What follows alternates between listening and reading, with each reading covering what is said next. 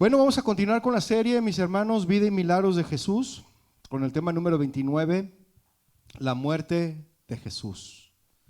La muerte de Jesús. Todos, como cada año, celebramos, ¿verdad? Bueno, todos los días celebramos la muerte, resurrección, milagros, todo lo que el Señor hizo, la vida, obra y milagros de Jesús. Pero en esta ocasión, que es una semana especial para muchos, pues hablan de estos temas. Y la perspectiva en la que como se tratan esos temas, pues es leer la palabra de Dios, es leer las últimas 7 palabras que Jesús mencionó mientras estaba en la cruz, los encargos que hizo. Algunos hablan acerca de la última cena, algunos otros hablan de pues la pasión, ¿verdad? El castigo que recibió Jesús antes de morir, y se tratan todos esos temas.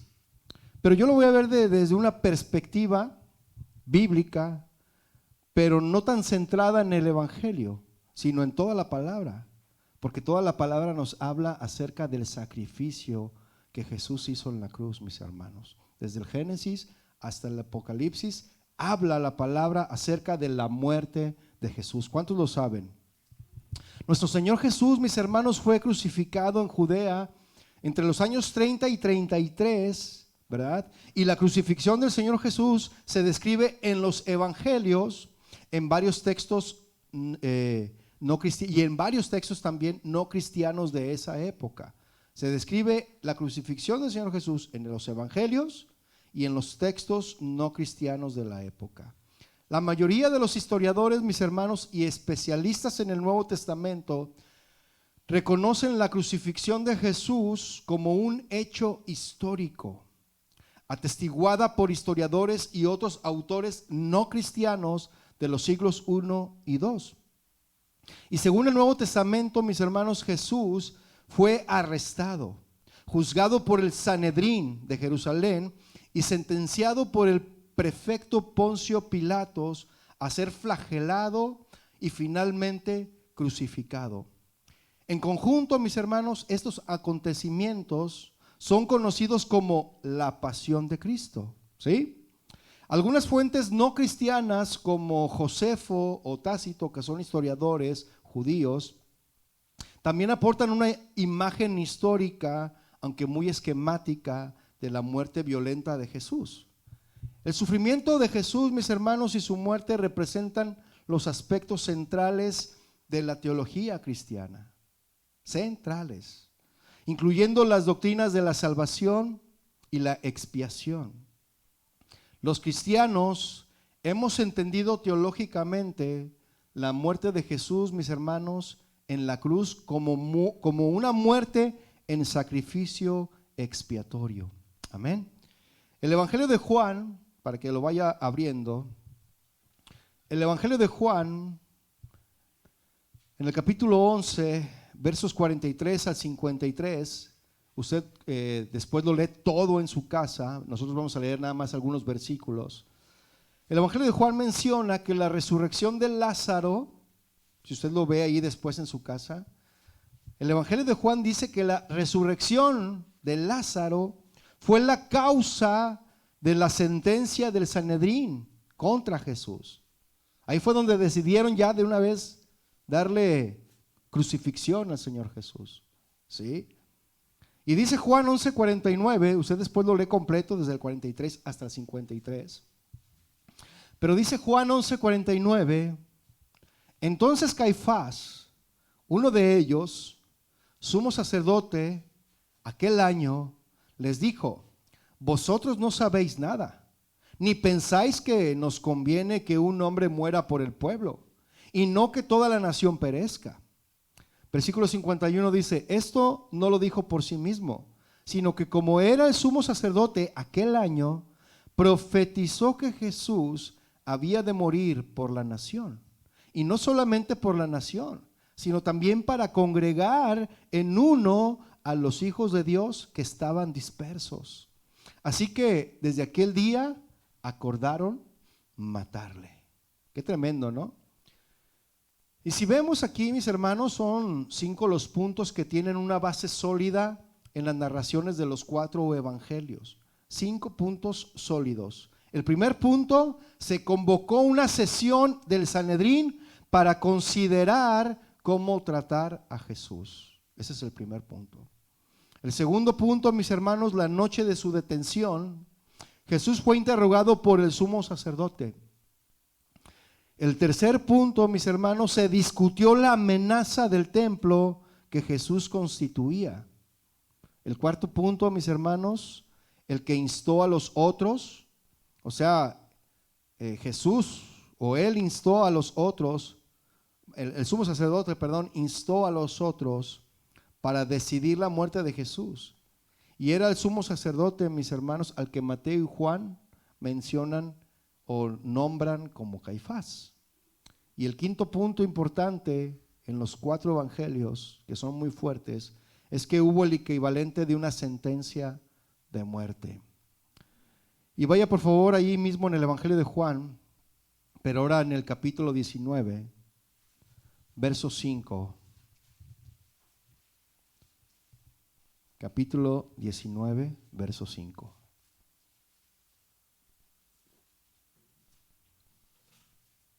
¿Lo tiene? ¿Tiene calor? Si tiene calor, le prendemos al aire para que, si tiene calor, si no, sí está bien, pero de verdad. Juan 19, 5 dice, y salió Jesús llevando la corona de espinas y el manto de púrpura. Y Pilato les dijo, he aquí el hombre. Cuando le vieron los principales sacerdotes y los alguaciles, dieron voces diciendo, crucifícale, crucifícale.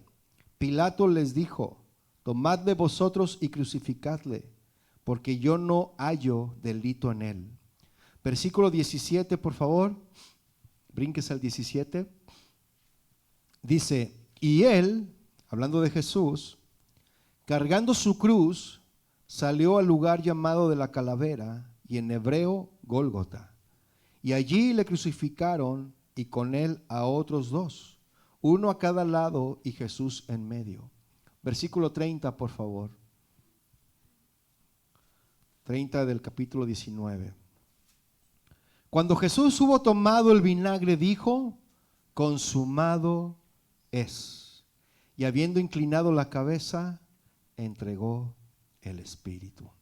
Vamos a orar, mis hermanos. Padre, en esta noche te damos gracias por tu presencia.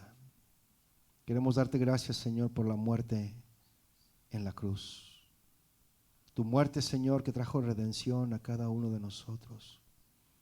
Porque nosotros merecíamos la muerte, pero tú tomaste nuestro lugar, Señor, para hacernos libres. ¿Cómo no hemos de agradarte? ¿Cómo no hemos de agradecerte? ¿Cómo no hemos de alabarte? ¿Cómo no hemos de entregarnos a ti si tú te entregaste sin importar nada? Lo diste todo por amor a mí. Y hoy en esta noche, Señor, yo te ruego que abras nuestro entendimiento para poder recibir tu palabra, para poder entender lo que tú hiciste en la cruz. Gracias te damos a ti en el nombre de Jesús. Amén. Y hermanos, quiero comenzar ese tema haciendo una pregunta.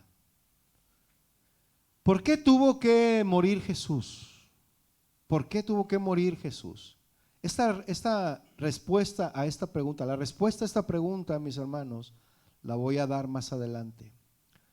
Cuando hacemos una pregunta como esta, de por qué tuvo que morir Jesús, debemos tener cuidado, mis hermanos, de no cuestionar a Dios, porque a veces tenemos esa tendencia nosotros los seres humanos, de su creación, a veces de cuestionarle al Creador, pero debemos de tener cuidado de no hacerlo, mis hermanos.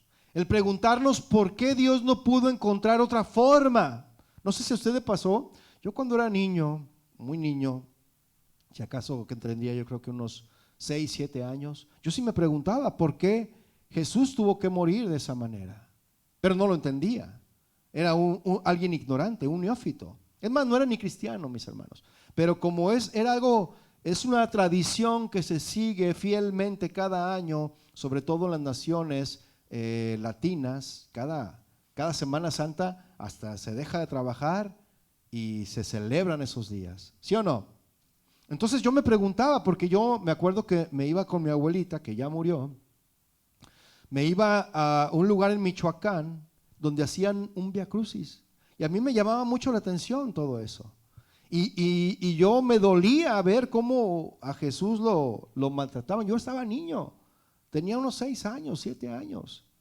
Y yo a veces me preguntaba por qué permitía Jesús, siendo Dios, permitía ese castigo. Y eso es lo que tenemos que evitar, mis hermanos, ¿verdad? Del preguntarnos por qué Dios no pudo encontrar otra forma de hacer algo. Porque cuando preguntamos así, mis hermanos, es suponer que la forma que Él ha elegido no es la mejor manera de actuar y que otro método sería mejor, ¿sí? Y normalmente lo que percibimos como un método, mis hermanos, mejor, entre comillas, es el que nos parece a nosotros correcto. Pero no es lo que nos parezca a nosotros correcto, es lo que le parezca al Señor. ¿Cuántos dicen amén? Y antes de que podamos aceptar, mis hermanos, cualquier cosa que Dios haga, primero tenemos que reconocer, mis hermanos, que sus caminos no son nuestros caminos. ¿Cuántos dicen amén? Que ni sus pensamientos son nuestros pensamientos. Son más altos que los nuestros, sus caminos y sus pensamientos. Es lo que dice Isaías 55:8. ¿Cuántos dicen amén? Por otra parte, Deuteronomio 32, váyalo buscando. Deuteronomio 32 es el 5.º libro de la Biblia. Deuteronomio 32, versículo 4, nos recuerda que Él es la roca, cuya obra es perfecta, porque todos sus caminos son rectitud, Dios de verdad, y sin ninguna iniquidad en Él, es justo y recto. ¿Lo está leyendo ahí? ¿Sí? Por lo tanto, mis hermanos, el plan de salvación que ha diseñado Dios es perfecto. ¿Cuántos dicen amén? Es justo y recto, y nadie podría haber llegado a algo mejor. Amén. La Escritura dice en 1 Corintios capítulo 15, versículo 3, porque primeramente os he enseñado lo que asimismo recibí, que Cristo murió por nuestros pecados conforme a las Escrituras. Y versículo 4 dice, y que fue sepultado y que resucitó al tercer día conforme a las Escrituras. Porque así estaba escrito ya, mis hermanos. Entonces la evidencia, mis hermanos, afirma, ¿verdad?, que Jesús, el Cordero de Dios, que está completamente limpio, sin mancha de pecado, Él derramó su sangre y murió en una cruz. Amén. Y lo más importante, mis hermanos, es que la Biblia explica por qué la muerte y la resurrección de Jesús proporcionan la única, digan todos la única entrada al cielo. Nada más, no hay otra entrada, ¿eh? Nosotros vamos a entrar al cielo a través de creer en Jesús, en su muerte y en su resurrección. ¿Sí? Porque de otra manera no vamos a entrar al cielo, ¿eh? No es por obras, mis hermanos. No es porque, es que como yo estuve buscando al Señor y el Señor pues me encontró, entonces ahora sí ya puedo entrar al cielo. Tienes que creer. Amén. Yo le hago una pregunta a mis hermanos hoy en esta noche. ¿Es Jesús el único camino al cielo? Lo dijeron contundentemente, dijeron sí. Sí. Jesús es el único camino al cielo. Amén. Una afirmación, mis hermanos, tan exclusiva puede rechinar en el oído posmoderno, en el oído actual, pero no por ello deja de ser cierta esta afirmación. Por más que a muchos les duela, por más que a muchos no les guste esta afirmación, pues no deja de ser verdadera. Jesús es el único camino. Jesús es la única entrada al cielo. Y la Biblia enseña que no hay otro camino para la salvación sino a través de Jesucristo. Y vaya por favor ahí a Juan 14, porque Jesús mismo dice ahí, en Juan 14:6, es más, ya se lo sabe de memoria. Él dijo, yo soy el camino y la verdad y la vida. Y dice, nadie viene al Padre sino por mí. Ahí está, nadie puede ir al Padre si no es por Jesús. Él no es un camino, mis hermanos, como en uno de muchos. Él es el camino, como el primero y el único. No hay otro camino, mis hermanos. Nadie, a pesar de su reputación, logros, conocimiento especial y santidad personal, puede venir a Dios, al Padre, excepto a través de Jesucristo. No es por obras, mis hermanos, no es porque, no, es que como yo vengo desde bien lejos y vengo manejando para llegar a la iglesia, es que ya me tengo que ganar el cielo. No, es que yo quiero ser el primero, yo llego ahí antes de que abran. No, por eso no te ganas el cielo. Es más, ni porque llegues tarde, que te ganas el cielo. Tampoco te ganas el infierno por llegar tarde, ¿verdad? Es por dejar de creer en Jesús, es por no creer en Jesús. ¿Sí? Es por, tú llegas al cielo por creer en Jesús, que Él es el único camino. Amén. Y Jesús es el único camino al cielo por varias razones, mis hermanos. Le voy a mencionar algunas y le voy a dar de dónde viene esa razón en la Biblia. Y usted la anota para que después la lea en su casa. Jesús es el único camino por esas razones. Jesús fue elegido por Dios para ser el Salvador. Primera de Pedro 2:4 viene ahí. Usted anótelo y después lo lee. Jesús es el único que ha bajado del cielo y ha regresado allí. Juan 3:13. Él es la única persona que ha vivido una vida humana perfecta. Hebreos 4:15. Todas estas razones que le estoy dando son las razones de por qué Jesús es el camino, el único camino para entrar al cielo. Él es el único sacrificio por el pecado. Primera de Juan 2:2 y Hebreos 10:26. Él solo cumplió la ley y los profetas. Mateo 5:17. Él es el único hombre que ha vencido la muerte para siempre. Hebreos 2:14 y 15. Él es el único mediador entre Dios y el hombre. Primera de Timoteo 2:5. Él es el único hombre a quien Dios ha exaltado hasta lo sumo. Filipenses 2:9. Y si le faltó alguno, después escucha la repetición. En varios lugares, mis hermanos, además de Juan 14:6 que acabamos de leer, Jesús habló de sí mismo como el único camino al cielo. Y Él se presentó como el objeto de la fe en Mateo 7:21 al 27. Y dijo que sus palabras son vida.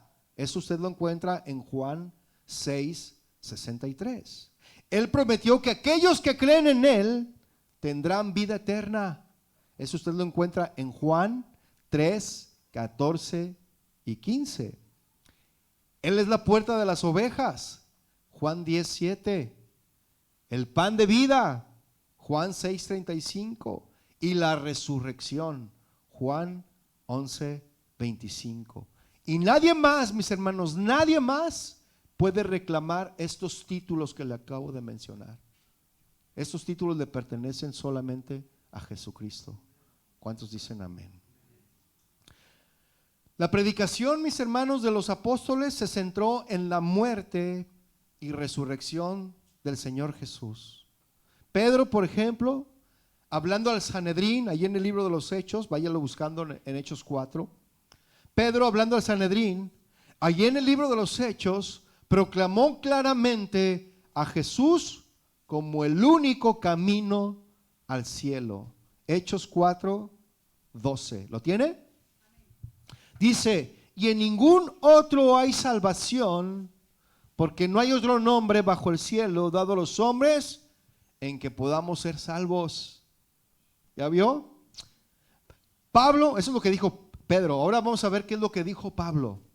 Pablo, hablando a la sinagoga en Antioquía, en ese mismo libro de los Hechos, en el capítulo 13, Pablo señaló a Jesús como el Salvador. Hechos 13, verso 38. ¿Lo tiene? Dice verso 38. Sabed pues esto, varones hermanos, que por medio de él, es decir, de Jesús, se os anuncia perdón de pecados, y que de todo aquello de que por la ley de Moisés no pudisteis ser justificados, en él es justificado todo aquel que ¿qué? Que cree. ¿Ya ven? Así que todo aquel que cree en él es justificado. Amén. Ahora vamos a ver qué es lo que dijo Juan. ¿Sí? Juan, en primera carta de Juan, en el capítulo 2, escribiendo a la iglesia en general, especifica el nombre de Cristo como la base de nuestro perdón. ¿Sí? Primera de Juan 2, 12. ¿Lo tiene? Y dice ahí: os escribo a vosotros, hijitos, porque vuestros pecados os han sido perdonados. ¿Por quién? Por su nombre. ¿Y no le da gracias a Dios por eso? Porque solamente así han sido perdonados nuestros pecados. ¿Sí? Nadie más que Jesús, mis hermanos, puede perdonar pecados. Nadie. ¿Cuántos dicen amén? Porque si usted viene conmigo a confesarse para ver si están perdonados sus pecados, se equivoca, hermano. Por eso de que van y se confiesan para que sus pecados sean perdonados, pues no. El único que puede perdonar pecados, ¿quién es? Es Jesús. Lo estamos leyendo, ¿sí o no? Lo estamos viendo ahí. ¿Verdad? Solo Jesús puede perdonar los pecados. La vida eterna, mis hermanos, en el cielo solo es posible a través de Cristo. Le repito, la vida eterna, ¿sí?, en el cielo solo es posible a través de Cristo. Y Jesús oró de la siguiente manera en Juan, en el Evangelio de Juan, capítulo 17, verso 3. Jesús oró así: y esa es la vida eterna, que te conozcan a ti, el único Dios verdadero, y a Jesucristo, a quien has enviado. Y para recibir, mis hermanos, el regalo gratuito de la salvación de Dios, pues debemos de mirar a Jesús y solo a Jesús. ¿Sí? Debemos confiar en la muerte de Jesús en la cruz como nuestro pago por el pago por el pecado, como nuestro pago por el pecado, y en su resurrección. Vaya por favor a Romanos capítulo 3, verso 22. Y le repito, debemos confiar en la muerte de Jesús en la cruz como nuestro pago por el pecado y en su resurrección. Dice Romanos 3:22, la justicia de Dios por medio de la fe en Jesucristo para todos los que creen en Él. Y es como esto, mis hermanos. Ya ve que aquí en Estados Unidos casi no nos gusta endeudarnos, ¿verdad? Las tarjetas están en ceros, las tarjetas de las tiendas departamentales pues están en ceros también. Aquí no se endeuda la gente, ¿verdad? Sí, notó mi sarcasmo, ¿verdad? Haga de cuenta que las deudas que usted tiene en sus tarjetas, alguien llega y las paga. Y era una deuda impagable. Estaban hasta el tope sus tarjetas y hasta su crédito estaba en score de 100 puntos, 80 y tantos puntos. Estaba por los suelos su crédito. Así se lo va a pintar. Pero llega alguien que dice, yo voy a pagar por esta persona y voy a procurar restituir o restaurar su crédito. Y tú cuando quieres al banco dar tu mínimo, porque ¿cuántos dan el mínimo? No da el mínimo, ese es un error. Porque usted cuando da el mínimo, su deuda se alarga y los intereses se acrecentan más. Y yo no soy financiero, pero sé de algo. Entonces, siempre pague puntual, mis hermanos. Entonces, cuando usted va a dar su mínimo al banco y usted se presenta con la cajera ahí en el banco y va a dar su mínimo, sus $40, $60 o no sé qué, y le dice la cajera, pues no, usted, ¿qué vengo a pagar? A ver, déjeme ver. No, pues aquí no dice que usted debe nada. ¿Cómo que no? Si yo tenía una deuda. que era impagable. Por eso estoy pagando puro mínimo y mínimo, mínimo. Ya tengo así pagando mínimo 15 años. Porque así pagan mucho, ¿sí o no? No haga pucheros. Entonces, tú llegas y la deuda está pagada, mis hermanos. ¿Tú qué sentirías cuando te das cuenta que tu deuda está pagada? Gozo, alegría, ¿qué más? Agradecimiento. Hacer como que, ¿qué pasó aquí? ¿No se habrán equivocado? ¿Verdad? Porque lo primero que piensa uno es que no se habrán equivocado. No voy a esperar un tiempo, porque qué tal si al rato reclaman y yo ya me la creí. Como cuando te hacen depósitos, ¿verdad? A tu cuenta que no son tuyos. Y tú piensas que, qué bendición, y te lo empiezas a gastar. Después el banco te lo empieza a reclamar y te metes en problemas, ¿verdad? Por agarrar dinero que no es tuyo. Por eso tiene uno que preguntar, mis hermanos, siempre. Pero imagínate, ¿no? Tú sientes gozo, alegría, paz, tranquilidad. No sé, dijeron varias cosas, ¿no? Y lo mismo hizo Jesús por nosotros, mis hermanos. Él pagó la deuda que era impagable para nosotros. Él canceló la deuda que no podíamos pagar. Y cuando nosotros llegamos ante el cajero para decirle quiero pagar mi deuda que ahí tengo atrasada, te dice, no, ya está pagado todo. Jesús pagó todo, mis hermanos. Todo pagó. ¿Cómo no hemos de darle gracias al Señor?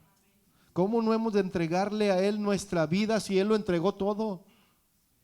Qué tristeza me da, mis hermanos, cuando nosotros somos regateros con el Señor. Le regateamos.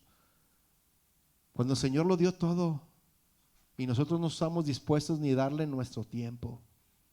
Qué triste es eso, mis hermanos, de verdad se lo digo. Porque somos egoístas. Y Jesús pagó todo, mis hermanos. En un momento del ministerio, mis hermanos, de Jesús, muchos de la multitud le estaban dando la espalda y saliendo con la esperanza de encontrar otro Salvador. ¿Por qué? Porque les dijo, nomás porque les dijo, ustedes me buscan porque ayer comieron como bestias. Eso dice la traducción original. ¿Sí? Tragaron como vacas, dice otras versiones. Y se ofendieron. Realmente buscaban a Jesús por conveniencia. Eso era verdad. Buscaban a Jesús porque querían llenar sus estómagos. Y Jesús les dijo sus verdades. ¿A cuánto les gusta que nos digan nuestras verdades? A nadie nos gusta que nos digan nuestras verdades, pero a veces es necesario que nos las digan con respeto, claro, ¿verdad? Sin insultar y sin ofender. ¿Y qué dijo Jesús? Les dijo, pues se voltea con los 12 y el Señor les dice ahí en Juan 6:67, váyalo buscando. Juan 6:67, Jesús les dice a los 12, ¿queréis acaso iros también vosotros? Ya se fueron aquellos convenencieros que solo me buscaban por lo que les daba y no por lo que yo era. ¿Acaso también ustedes se quieren ir? Les dijo Jesús, ¿verdad? Ahí en Juan 6:67.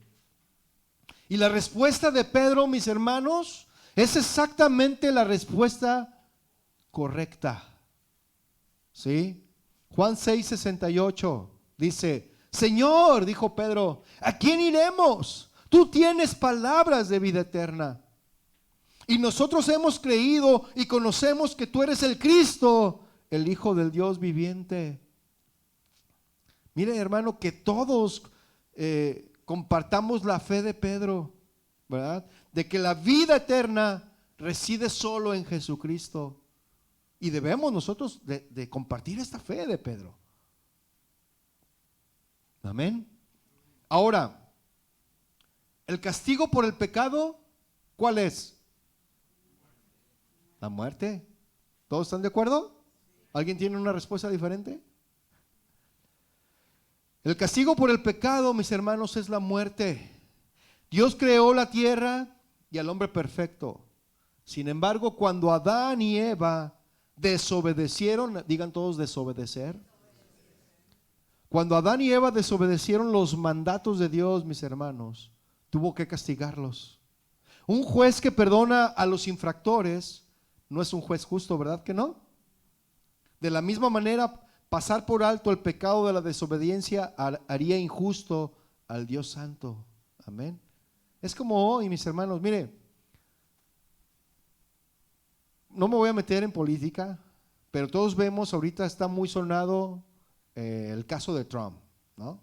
Cuando otros presidentes atrás de él hicieron lo mismo o peores cosas. ¿Sí o no? ¿Y por qué solo contra él? ¿Por qué? Porque hay jueces injustos, hay magistrados injustos. ¿Sí? ¿Cómo se le dicen aquí? Fiscales, ¿verdad? Hay fiscales injustos. ¿Sí? Entonces, imagínese cómo se ve un fiscal corrupto.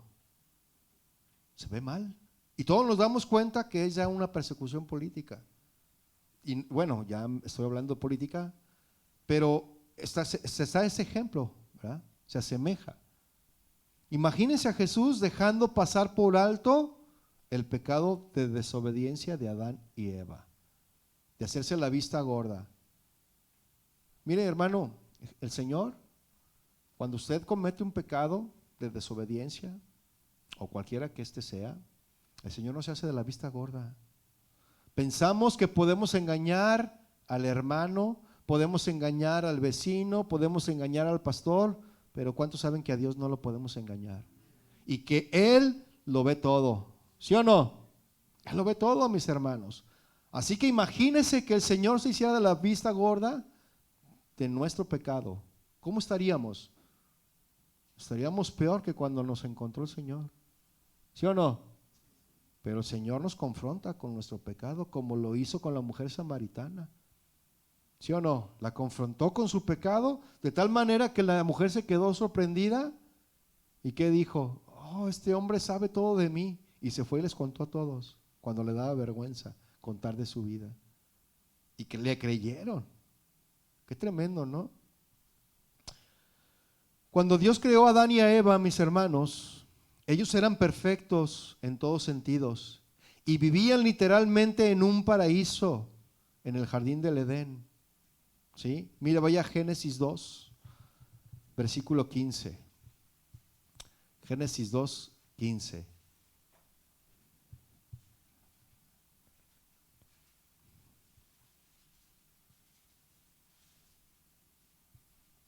¿Hasta aquí está siendo todo claro, mis hermanos? Génesis 2:15 dice: tomó pues Jehová Dios al hombre y lo puso en el huerto de Edén para que lo labrara y lo guardase. Dios, mis hermanos, creó al hombre a su imagen, significando que también tenían la libertad para tomar decisiones y elegir por su propia voluntad. Nosotros elegimos, mis hermanos. El Señor no nos forza a nada, ¿verdad que no? ¿El Señor te forzó a estar aquí? ¿El Señor te forza a obedecerle? No, cada quien hace lo que le dé su gadarena gana, ¿sí o no? El Señor nos dio libre albedrío, no hizo robots, hizo personas a su imagen y semejanza. Una persona que también toma decisiones y elige, ¿verdad? Y elige por su propia voluntad, ¿sí? Algunos eligen mal, casi la mayoría eligen mal. Génesis 3, mis hermanos, describe cómo Adán y Eva sucumbieron a las tentaciones, es decir, cayeron en las tentaciones y mentiras de Satanás. Génesis 3, ¿verdad? Dice eso. Y al hacerlo, Adán y Eva, al hacerlo, ellos desobedecieron la voluntad de Dios al comer del árbol del conocimiento del cual se les había prohibido, ¿sí? Génesis 2, 16, por favor, ahí está en el 16, ahí mismo en Génesis 2. Dice: y mandó Jehová Dios al hombre diciendo: de todo árbol del huerto podrás comer, mas del árbol de la ciencia del bien y del mal no comerás, porque el día que de él comiereis, ciertamente morirás. Y ahí va, ¿verdad? Yo sí quiero morir, yo quiero de ese árbol. Somos bien cabezones, ¿verdad? Aquí está, mira, unas papas fritas con una hamburguesa bien grasosa y un pollito asado con unas verduritas al vapor y un arroz. Mira, ¿Cuál quieres? No, la hamburguesa con la Coca-Cola. ¿Y qué pasa después? Te andas muriendo, ¿sí o no? ¿Por qué? Porque se ve apetitosa más la hamburguesa y sabe mejor, pero te hace daño. Y así es, mis hermanos. Nosotros elegimos mal. Nos dice el Señor, mira, de todo esto puedes comer, menos de esto, porque si comes te puedes morir. No le hace, yo quiero comer. Así somos, mis hermanos, ¿sí o no? Y comemos y al rato ahí estamos, bien malos, ¿sí o no? Por allá dijeron ouch, ¿cuántos más dicen ouch? Entonces ese fue el primer pecado, mis hermanos, cometido por el hombre. Y como resultado, mis hermanos, toda la raza humana está sujeto tanto a la muerte física como a la muerte espiritual. Y en virtud de nuestra naturaleza pecadora, heredada, ¿por quién? Por Adán. ¿Sí? Y Dios declaró que todos los que pecaran, Dios declaró eso, que todos los que pecaran morirían, tanto física como espiritualmente. Y este es el destino, mis hermanos, de toda la humanidad, la muerte. Pero Dios, mis hermanos, en su gracia y misericordia, proveyó una salida para este dilema. Él proveyó una salida, mis hermanos, y derramó la sangre de su perfecto Hijo en la cruz. Yo pensé que le iba a dar gusto y le iba a dar un aplauso al Señor. Mire, Dios declaró en Hebreos 9:22, que sin derramamiento de sangre no hay remisión. Sin derramamiento de sangre no se hace remisión. Pero la remisión, mis hermanos, es provista a través del derramamiento de sangre. Amén. Derramamiento de sangre. Entonces, mis hermanos, la muerte es la justa consecuencia de Dios por el pecado. ¿Sí o no? La muerte es la justa consecuencia de Dios por el pecado. Y eso es lo que dice Romanos 6:23. Hasta se lo sabe de memoria. Porque la paga del pecado es muerte. Incluso, mis hermanos, las buenas obras no pueden compensar la maldad con el Dios Santo. ¿Sí? No, yo ayer ayudé a una viejita a atravesarse la calle, que no podía porque los carros no la dejaban pasar. Qué bueno eres, ya te ganaste el cielo. ¿Sí? No, yo ayer le di a un homeless $10 para que se comprara un lonche. Qué bueno eres. Éntrale al cielo. ¿Vas a entrar al cielo por eso? No. Las buenas obras, mis hermanos, no pueden compensar, ¿verdad?, tu maldad. En comparación con su bondad, mis hermanos, todas nuestras justicias son como trapos de inmundicia. ¿Y sabe qué es un trapo de inmundicia según Isaías 64:6? ¿Sabe qué es un trapo de inmundicia? Se lo dejo de tarea. ¿Sí?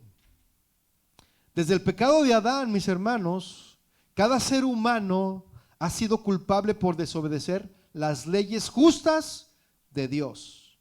Romanos 3:23, que dice: por cuantos todos pecaron y están destituidos de la gloria de Dios.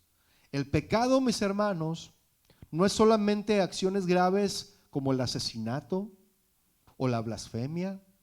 Eso no nada más es pecado, ¿sí?, sino también incluye el amor al dinero, el odio a los enemigos, el odio entre seres semejantes, entre hermanos, el engaño de la lengua mentirosa y el orgullo. Todos esos pecados, mis hermanos, la murmuración, entre otros que pudiera mencionar.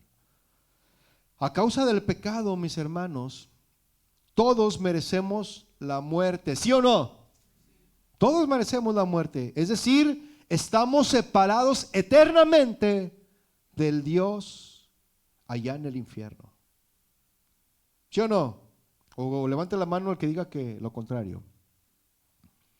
¿Sí? A causa del pecado, todos merecemos la muerte. Todos. Y aunque Dios expulsó a Adán y a Eva, mis hermanos, del jardín, no los dejó sin esperanza de reconciliación. ¿Sí? Prometió que enviaría un Salvador para vencer a la serpiente. Génesis 3:15, por favor. Génesis 3:15.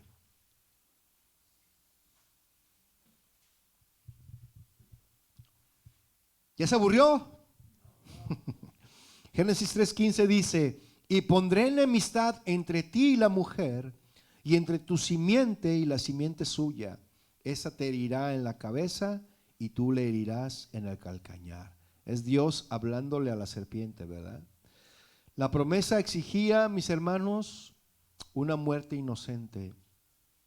Hasta ese momento, los hombres sacrificaban corderos inocentes, hasta ese momento, mostrando su arrepentimiento del pecado y la fe en el futuro sacrificio de Dios, quien llevaría su castigo. Dios, mis hermanos, afirmó su promesa del sacrificio con hombres como Abraham y Moisés, ¿sí? Y en esto radica, mis hermanos, la belleza del plan perfecto de Dios. El plan perfecto de Dios. Dios mismo proveyó el único sacrificio. ¿Quién es ese sacrificio, mis hermanos? Jesús, que podía expiar los pecados de su pueblo. El perfecto Hijo de Dios cumplió el requisito perfecto de la ley perfecta de Dios. Un hombre perfecto cumplió la ley perfecta de Dios. Porque nosotros, siendo imperfectos, no podíamos cumplir la ley perfecta de Dios.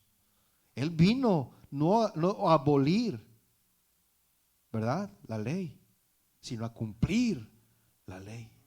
Jesús cumplió la ley por nosotros, mis hermanos, porque nosotros no podíamos cumplir la ley. Y Él derramó de su gracia, mis hermanos, de ese don perfecto, ese regalo que no merecíamos. Y es perfectamente brillante, mis hermanos, en su simplicidad, este requisito perfecto de la ley perfecta. Segunda de Corintios, vaya por favor, capítulo 5, verso 21. Segunda de Corintios, perdón. Segunda de Corintios 5, verso 21. ¿Lo tiene? Al que no conoció pecado, es decir, Cristo, Él no conoció pecado, fue tentado en gran manera, pero jamás pecó, mis hermanos. Al que no conoció pecado, por nosotros lo hizo pecado, para que nosotros fuésemos hechos justicia de Dios en Él. Wow, qué tremendo. Y en el Antiguo Testamento, mis hermanos, los profetas anticiparon la muerte de Jesús. Desde Adán hasta Jesús, Dios envió profetas a la humanidad, ¿cierto? Advirtiendo del castigo del pecado y anunciando la llegada del Mesías, mis hermanos. Un profeta como Isaías lo describió. Mire, vaya a Isaías 53, por favor, verso 1. Isaías 53, 1. Lo vamos a leer completo para que veamos esta profecía tan tremenda, mis hermanos. Isaías 53, verso 1. ¿Lo tiene? Dice: ¿quién ha creído a nuestro anuncio? ¿Y sobre quién se ha manifestado el brazo del Señor? Subirá cual renuevo delante de él, y como raíz de tierra seca, no hay parecer en él ni hermosura. Fíjese, está hablando ahí de que iba a haber una desfiguración, todo golpeado, todo lacerado, todo hinchado. Pues no iba a haber hermosura en él. Imagínese a alguien golpeado, todo hinchado. Pues ¿dónde se va a encontrar eso, verdad? Dice: no hay parecer en él ni hermosura. Le veremos más sin atractivo para que le deseemos. Despreciado y desechado entre los hombres, varón de dolores, experimentado en quebranto, y como que escondimos de él el rostro, fue menospreciado y no le estimamos. Ciertamente llevó él nuestras enfermedades y sufrió nuestros dolores, y nosotros le tuvimos por azotado, por herido de Dios y abatido. Mas Él herido fue por nuestras rebeliones, molido por nuestros pecados. El castigo de nuestra paz fue sobre Él, y por su llaga fuimos nosotros curados. Todos nosotros nos descarriamos como ovejas, cada cual se apartó por su camino. Mas Jehová cargó en Él el pecado de todos nosotros. Wow. Él cargó el pecado, mis hermanos, nuestro pecado. Él lo cargó. Luego dice el versículo 7, angustiado Él y afligido, no abrió su boca. Como cordero fue llevado al matadero, y como oveja delante de sus trasquiladores, enmudeció y no abrió su boca. Por cárcel y por juicio fue quitado, y su generación, ¿quién la contará?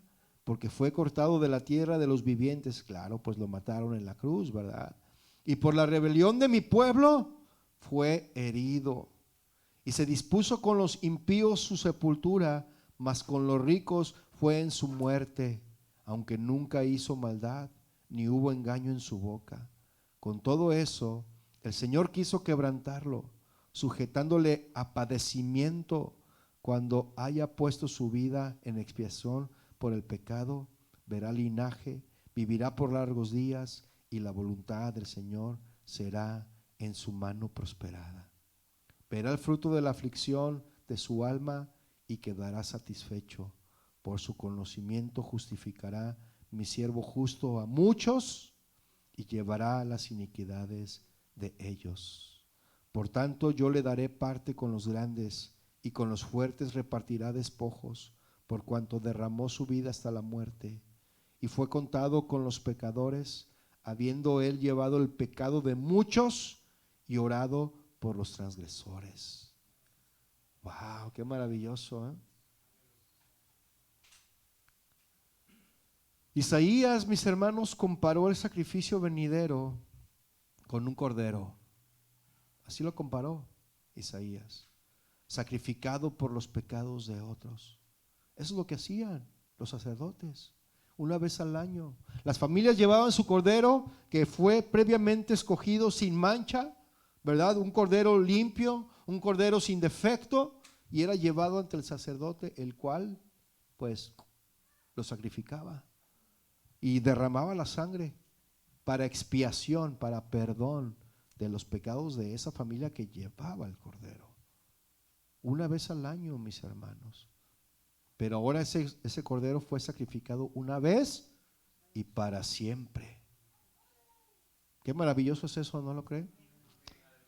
Cientos de años después, mis hermanos, la profecía de Isaías se cumplió en el perfecto Señor Jesús, nacido de la Virgen María.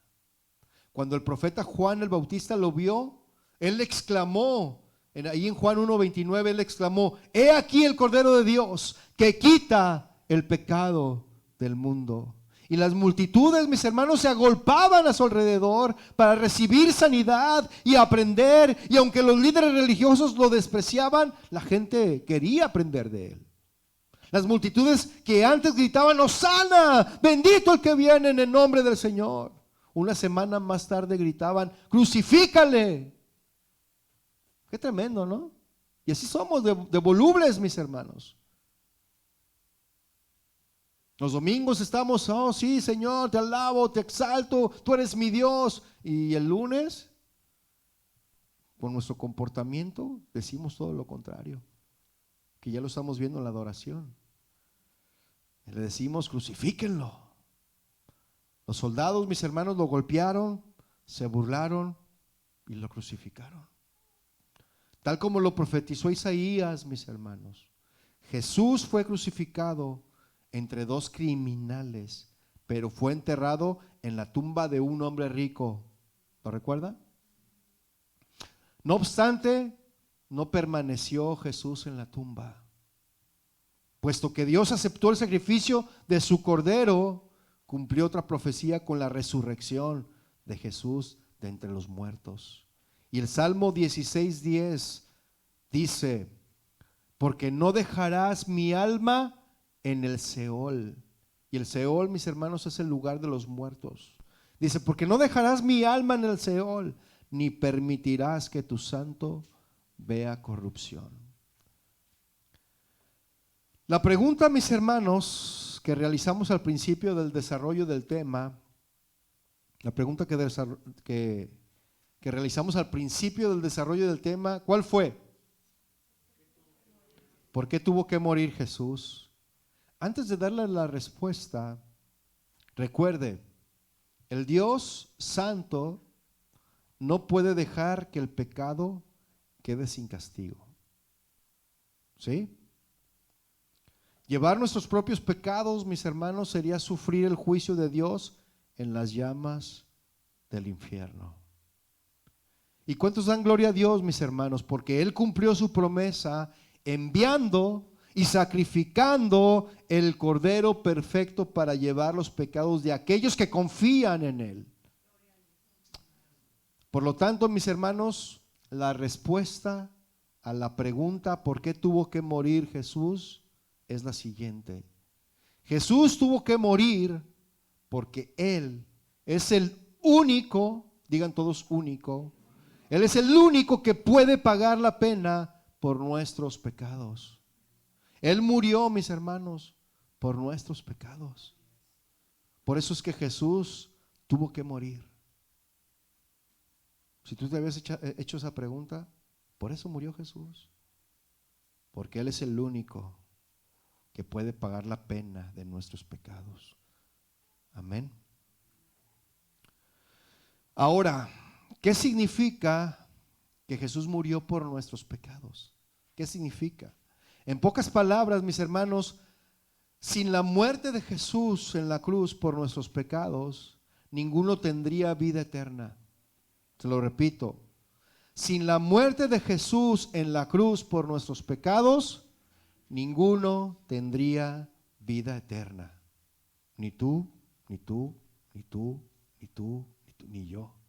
Nadie. Sin la muerte, mis hermanos, de Jesús en la cruz por nuestros pecados, ninguno tendría vida eterna. Y gracias a la muerte de Jesús por nuestros pecados, es que ahora tenemos vida eterna. Y como lo mencionamos, ¿verdad? Anteriormente, lo que Jesús mencionó allí en Juan 14:6, que Él es el camino, la verdad y la vida, y nadie va al Padre sino solamente por medio de Él. ¿Sí? En esta declaración, mis hermanos, Jesús expone la razón de su nacimiento, muerte y resurrección, para proveer el camino, mis hermanos, al cielo para una humanidad pecadora, quien jamás podría llegar allí por sí misma. Amén. La ley de Moisés, mis hermanos, en Éxodo 20:2-17, nomás anote el versículo. La ley de Moisés, mis hermanos, en ese versículo que le acabo de mencionar, proveía una forma para que la gente fuera considerada sin pecado o justa a los ojos de Dios. La ofrenda de animales sacrificados por el pecado, esos sacrificios fueron solo temporales, aunque realmente era una prefiguración, era sombra y figura de lo perfecto, del sacrificio de Cristo en la cruz, hecho una vez y para siempre. Amén. Y eso es lo que Jesús vino y por lo que Él murió, mis hermanos, para convertirse en el último y final sacrificio, el perfecto sacrificio por nuestros pecados. Vaya por favor a Colosenses, capítulo 1, verso 20. Le repito, Jesús vino por lo que Él murió para convertirse en el último y final sacrificio, el perfecto sacrificio por nuestros pecados. Colosenses 1:20, ¿lo tiene? Dice, y por medio de Él reconciliar consigo todas las cosas, así las que están en la tierra como las que están en los cielos, haciendo la paz mediante la sangre de su cruz. Y a vosotros también, que erais en otro tiempo extraños y enemigos en vuestra mente, haciendo malas obras, ahora os ha reconciliado en su cuerpo de carne por medio de la muerte, para presentaros santos y sin mancha irreprensibles delante de Él. Wow. Primera de Pedro, mis hermanos, por favor. Capítulo 1, verso 18. ¿Se fija, mis hermanos, que la palabra de Dios está llena de estos versículos? Del sacrificio, de la muerte de Jesús. No solamente los evangelios, mis hermanos, sino toda la escritura está llena de versículos que hablan de la muerte de Jesús. Amén. Primera de Pedro 1:18, ¿lo tiene? Sabiendo que fuisteis rescatados de vuestra vana manera de vivir. ¿Cuántos fuimos rescatados? Todos, amén. La cual recibisteis de vuestros padres, no con cosas corruptibles como oro o plata, sino con la sangre preciosa de Cristo, como de un cordero sin mancha y sin contaminación, ya destinado desde antes de la fundación del mundo, porque ya lo vimos que Dios tenía un plan perfecto desde que Adán y Eva pecaron, amén. Dice, ya destinado desde antes de la fundación del mundo, pero manifestado en los postreros tiempos por amor de vosotros. Dígale, por amor a mí. Por amor a mí. Fue manifestado por amor a mí. Wow. A través de Él, mis hermanos, la promesa de la vida eterna con Dios se vuelve efectiva a través de la fe en aquellos que creen en Jesús, como dice Gálatas 3:22. Gálatas 3:22 dice, para que la promesa que es por la fe en Jesucristo fuese dada a los creyentes. Y estas dos palabras, fe y creer, son cruciales, mis hermanos, para nuestra salvación. Lo repito, estas dos palabras, fe y creer, son cruciales para nuestra salvación. Es a través, mis hermanos, de creer en la sangre de Cristo derramada por nuestros pecados que recibimos la vida eterna. Amén. Efesios 2:8, rápidamente, mis hermanos. Efesios 2:8. ¿Lo tiene? Dice, porque por gracia sois salvos. ¿Por medio de qué? De creer. De creer. Y esto no de vosotros, pues es que un regalo de Dios. ¿Sí? No por obras para que nadie se gloríe. Y ya dimos algunos ejemplos de las obras que algunos piensan por ahí, ¿verdad? Que hacen, que con eso van a agradar al Señor y ya se ganaron el cielo. Por último, mis hermanos, veremos por qué la cruz de Cristo es rechazada. ¿Por qué la cruz de Cristo es rechazada? Nuestras consideraciones nos han dado una idea del por qué la crucifixión, mis hermanos, se veía con auténtico horror en el mundo antiguo. Por ejemplo, los romanos, mis hermanos, nunca aplicarían a un ciudadano romano la crucifixión. A un ciudadano romano no se la aplicarían, hablando del pasado, ¿no? Sino solo a los esclavos, extranjeros o cualquiera que ellos consideraran indigno de ser tenido por persona. Y a esos eran reos de muerte, de crucificarlos. Y en cuanto a los judíos, ellos interpretaban que una persona que moría colgada en un madero estaba bajo maldición de Dios. Y vaya por favor a Deuteronomio, quinto libro de la Biblia. Deuteronomio, capítulo 21, verso 22. Deuteronomio 21, 22. ¿Lo tiene? Dice ahí, si alguno hubiere cometido algún crimen digno de muerte y lo hicieres morir y lo colgares en un madero, no dejaréis que su cuerpo pase la noche sobre el madero.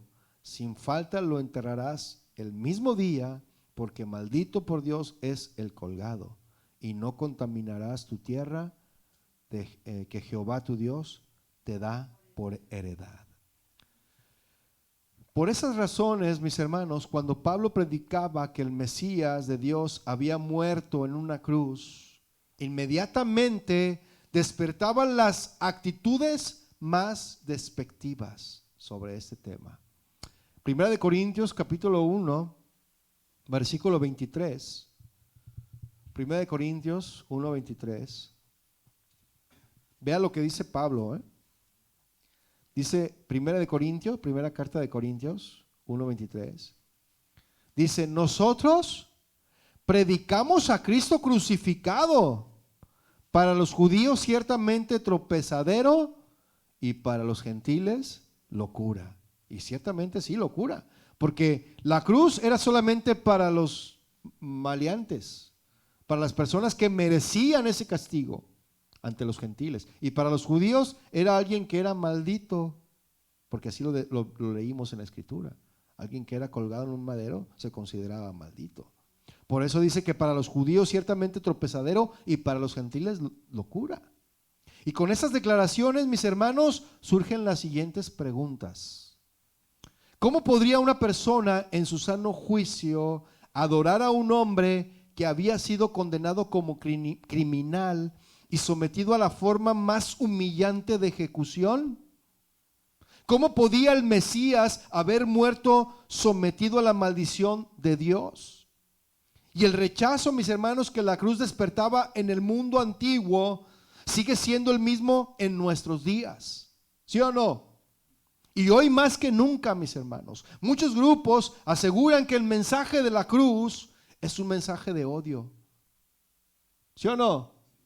Tú le predicas a alguien en la gente, es más, predícale a alguien que va pasando por ahí y que tú ves que trae la bandera de arcoíris. ¿Qué crees que te va a decir? Y te va a acusar ante la autoridad.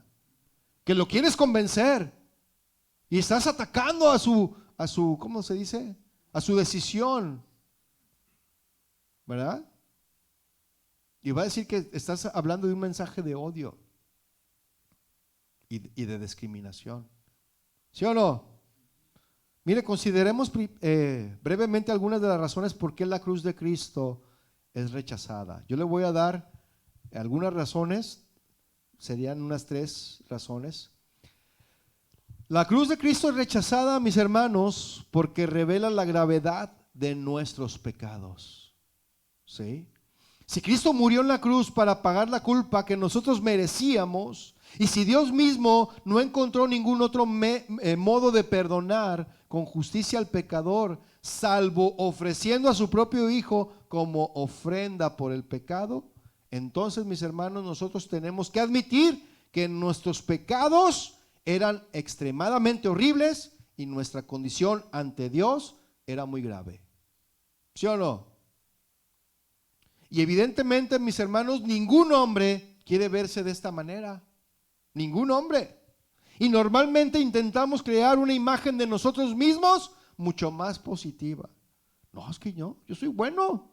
Yo soy bueno. El Señor me quiere.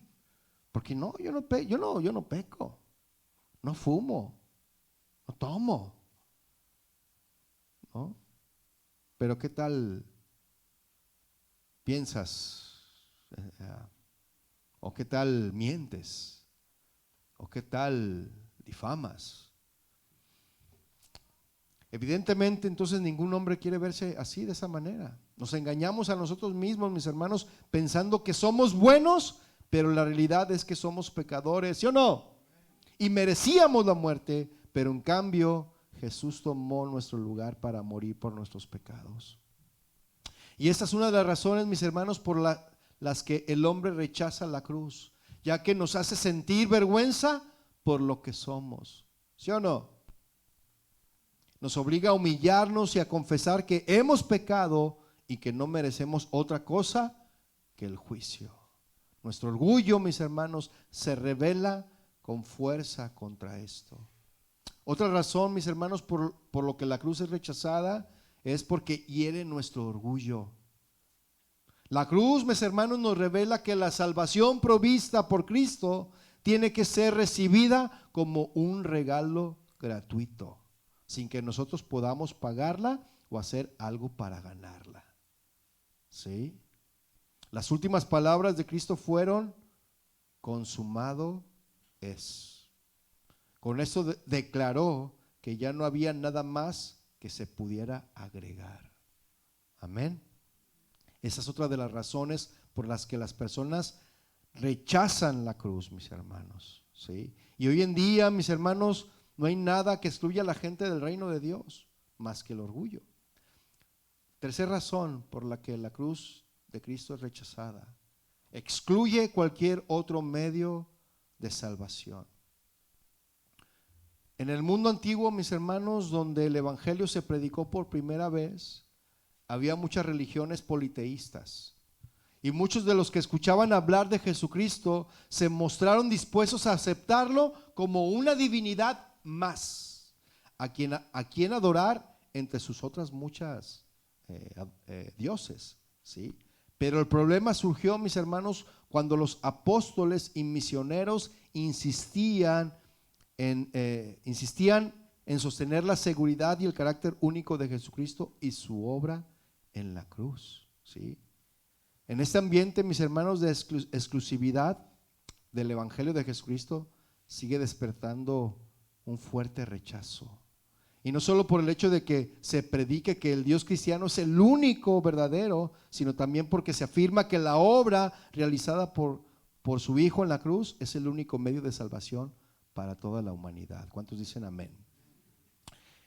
Y mire, vaya a 1 Timoteo, por favor, capítulo 2, verso 5. Timoteo 2, verso 5, rápidamente. Ya estamos casi terminando, mis hermanos. 1 Timoteo 2, 5. Ya veo que tiene hambre y trae ganas de unos tacos. 1 Timoteo 2, 5. Y si va, me invita. 1 Timoteo 2, 5, ¿lo tiene? Dice, porque hay un solo Dios y un solo mediador entre Dios y los hombres. ¿Quién es ese mediador? Jesucristo, hombre, el cual se dio a sí mismo en rescate por todos, de lo cual se dio testimonio a su debido tiempo. Y esta afirmación, mis hermanos, de exclusividad produce un fuerte rechazo. Muchos lo consideran insoportablemente intolerante. No obstante, la afirmación, mis hermanos, de la verdad nos obliga a sostenerlo, por grande que sea la ofensa que ocasione. Y le doy un ejemplo. Si usted está en una clase universitaria, en un salón entre universitarios, y un universitario se levanta y dice, Jesucristo es el único camino para llegar al Padre, el único camino a la salvación, ¿usted qué cree que va a pasar? Que todos los demás alumnos van a gritar, ¡amén! ¿Qué va a pasar? Se le van a echar encima, se van a sentir ofendidos, se van a sentir agraviados. Y si hay musulmanes ahí, van a decir, ¿y dónde dejas a Mahoma? Y si hay budistas, le van a decir, ¿y dónde dejas a Buda?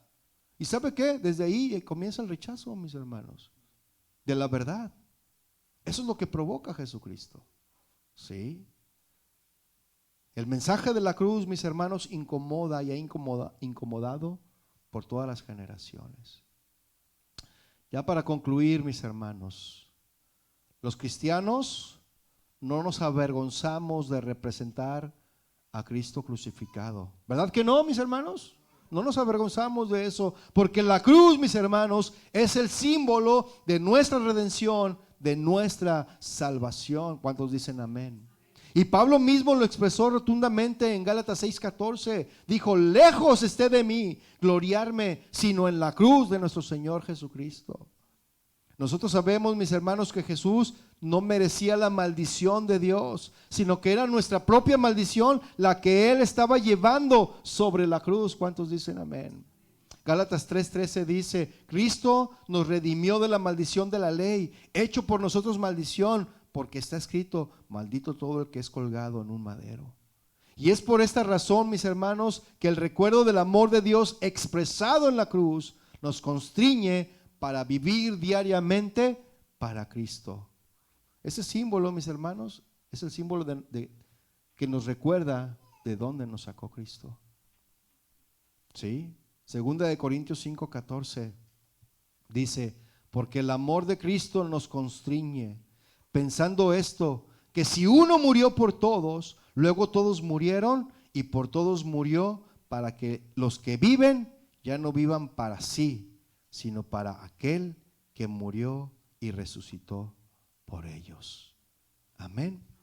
Póngase de pie, mis hermanos. Vamos a orar.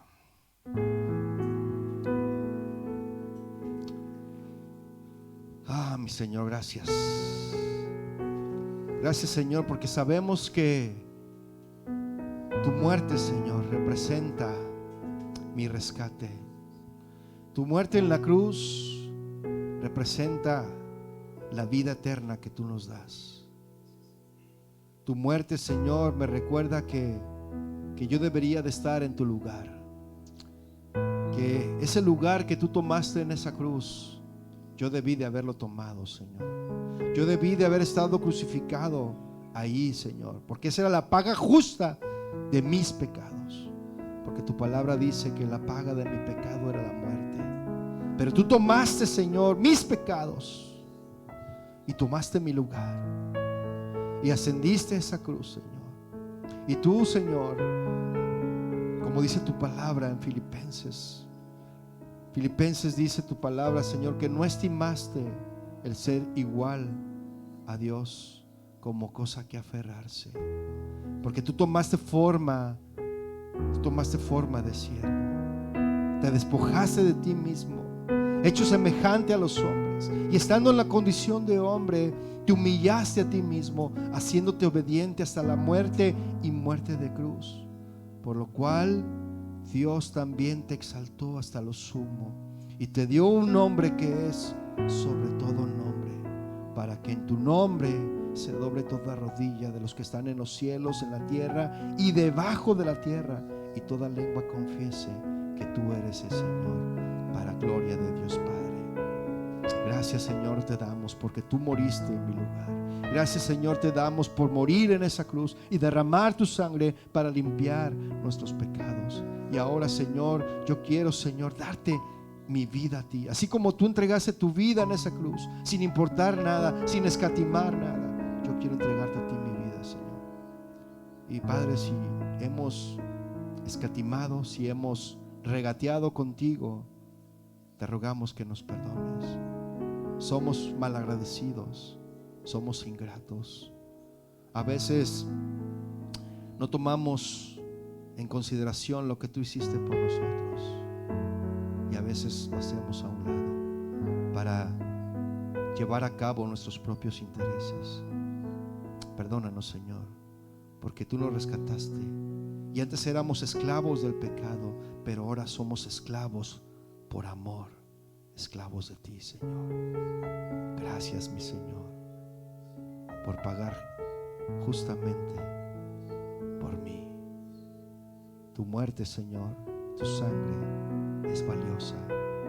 Ahora en adelante tomaré en consideración tu muerte como debe de tomarse, de que yo, siendo injusto, debía de haber muerto, pero tú, siendo justo, moriste por mí. Gracias, Padre, te doy a ti en el nombre de Jesús. Amén.